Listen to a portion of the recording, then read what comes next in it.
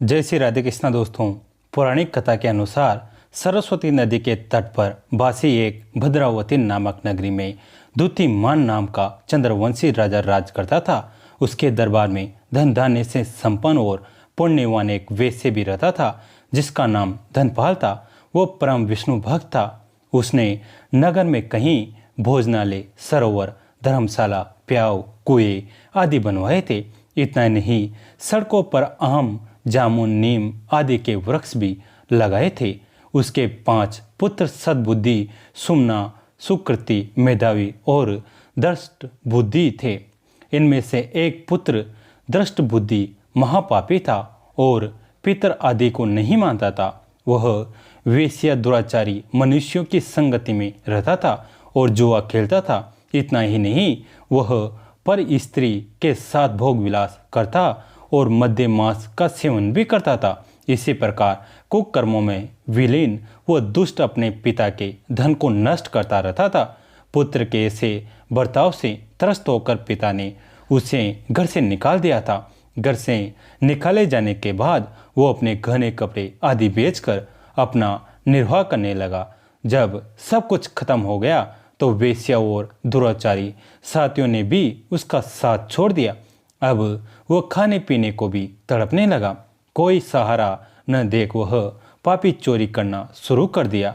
एक बार वह पकड़ा गया तो उसे वेश्या का पुत्र जानकर आखिरी चेतावनी देकर छोड़ दिया गया। मगर दूसरी बार पकड़े जाने पर राजा की आज्ञा से उसे कारागार में डाल दिया गया। कारागार में उसे कष्ट सहना पड़ा। अंत में राजा ने उसे नगरी से निकल जाने का कह दिया। फिर वह नगरी से निकलकर वन में चला गया। वहाँ वो वन पशु पक्षियों को मारकर खाना शुरू कर दिया। कुछ समय बीत जाने के बाद वह बहेलिया बन गया और धनुष बाण लेकर पशु पक्षियों को मारकर खाने लगा। फिर एक दिन वह भूखा प्यासा खाने की तलाश में भटकता हुआ कौड़ी ने ऋषि के आश्रम में पहुंचा। वह उस समय वैशाख का महीना था और ऋषि गंगा स्नान करके आ रहे थे। उनके भीगे वस्त्रों के कुछ छींटे उस पापी पर पड़े तो उसे कुछ सद्बुद्धि प्राप्त हुई। तब उसने कौड़ी ने मुनि से हाथ जोड़कर कहा कि हे मुनि, मैंने अपने जीवन में कई पाप किए हैं। आप इन पापों से मुक्ति पाने का बिना खर्च वाले कोई साधारण उपाय बताइए। उसके दीन वचन सुनकर मुनि प्रसन्न हुए और कहा कि तुम वैशाख शुक्ल की मोहिनी एकादशी का व्रत करो। इससे तुम्हारे द्वारा किए गए समस्त पाप नष्ट हो जाएंगे। मुनि के वचन सुनकर वह अत्यंत प्रसन्न हुआ और विधि अनुसार व्रत का पालन किया। इस व्रत के प्रताप से उसके सारे पाप नष्ट हो गए और अंत में वह गरुड़ पर बैठकर विष्णु लोक को चला गया। अतः संसार में इस व्रत से श्रेष्ठ और कोई व्रत नहीं। इसके महात्म्य को पढ़ने अथवा सुनने से 1000 गोदान के बराबर फल प्राप्त होता है। हर मनुष्य को यह व्रत अवश्य रखना चाहिए। मोहिनी एकादशी की महिमा शास्त्रों में मोहिनी एकादशी का व्रत शत्रुओं पर विजय प्राप्त करने के लिए बहुत उत्तम बताया गया है। इस दिन विष्णु भगवान ने मोहिनी अवतार लेकर असुरों का वध किया था। मान्यता है कि इस व्रत को करने से व्यक्ति के सभी पाप दूर हो जाते हैं और व्यक्ति अपने शत्रुओं पर विजय प्राप्त करता है। इतना ही नहीं, एकादशी का व्रत करने से घर परिवार में सुख शांति बनी रहते हैं और व्यक्ति को धन, बुद्धि और ऐश्वर्य की प्राप्ति होती है। पद्म पुराण के अनुसार भगवान श्री कृष्ण ने युधिष्ठिर को मोहिनी एकादशी का महत्व समझाते हुए कहते हैं कि महाराज, त्रेता युग में महर्षि वशिष्ठ के कहने से परम प्रतापी श्री राम ने इस व्रत को किया।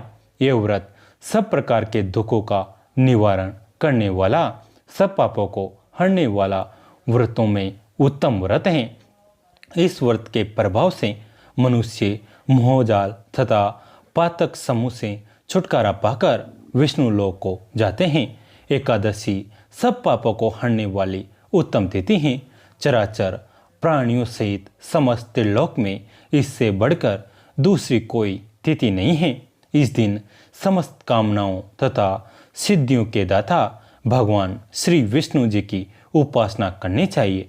रोली, मोली, पीले चंदन, अक्षत, पीले पुष्प, त्रितुफल, मिष्टान आदि अर्पित कर धूप दीप से श्री हरि की आरती उतारकर दीपदान करना चाहिए। इस दिन ओम नमो भगवते वासुदेवाय का जप एवं विष्णु सहस्त्र नाम का पाठ करना बहुत फलदायी है। व्रत के नियम: इस दिन भक्तों को पर निंदा, छल, कपट, लालच, द्वेष की भावनाओं से दूर रहकर श्री नारायण को ध्यान में रखते हुए भक्ति भाव से उनका भजन करना चाहिए। द्वादशी के दिन ब्राह्मणों को भोजन कराने के बाद स्वयं भोजन करें। मोहिनी एकादशी व्रत के दिन पशु पक्षियों को खाना और पानी देना चाहिए। शास्त्रों के अनुसार मोहिनी भगवान विष्णु का अवतार रूपी थी। समुद्र मंथन के समय जब समुद्र से अमृत कलश निकला तो इस बात को लेकर विवाद हुआ कि राक्षसों और देवताओं के बीच अमृत का कलश कौन लेगा। सभी देवताओं ने भगवान विष्णु से सहायता मांगी। अमृत के कलश से राक्षसों का ध्यान भटकाने के लिए मोहिनी नामक एक सुंदर स्त्री के रूप में विष्णु भगवान प्रकट हुए। इस प्रकार सभी देवताओं ने भगवान विष्णु की सहायता से अमृत का सेवन किया। यह दिन वैशाख शुक्ल एकादशी था, इसलिए इस दिन को मोहिनी एकादशी के रूप में मनाया जाता है। यह वही व्रत है जिसे राजा युधिष्ठिर और भगवान श्री राम ने रखा था। दोस्तों, कैसी लगी आज की कहानी कमेंट करके ज़रूर बताएं। वीडियो को लाइक करें, चैनल को सब्सक्राइब करें, घंटे के बटन को दबाकर ऑल पर क्लिक करें। दोस्तों, इस कहानी को अपने दोस्तों के साथ, फैमिली के साथ शेयर जरूर करें। कहानी अंत तक सुनने के लिए आप सभी का तहे दिल से धन्यवाद।